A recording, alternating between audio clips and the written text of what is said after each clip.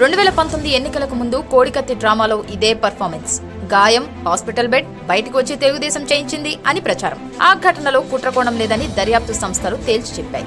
ఈ ఎన్నికలకు ముందు కూడా మళ్లీ అదే పర్ఫార్మెన్స్. గాయం, హాస్పిటల్ బెడ్, బయటకు వచ్చి తెలుగుదేశం చేయించింది అని ప్రచారం. పోయినసారి జగన్ నాటకానికి దళిత యువకుడు శ్రీను 5 ఏళ్లకు పైగా జైల్లో మగ్గిపోవాల్సి వచ్చింది. ఈసారి విజయవాడ అజిత్ సింగ్ నగర్ లోని వడ్డేర కాలనీ పిల్లలను తీసుకువెళ్లి వాళ్ల భవిష్యత్తును బలి చేస్తున్నారు. అప్పుడు దళితుడు, ఇప్పుడు బీసీలు. జగన్ స్వార్థానికి బలైపోతున్న అమాయకులు. గత 5 ఏళ్లలో చంద్రబాబు గారిపై ఎన్నోసార్లు రాళ్లతో దాడి చేయించాడు ఈ జగన్ రెడ్డి. అప్పుడు వైసీపీ మంత్రులు వెటకారాలు చేశారు. పోలీసులైతే భావ ప్రకటన స్వేచ్ఛ అన్నారు. మరి ఇప్పుడు ఎందుకు ఈ బీభత్సం?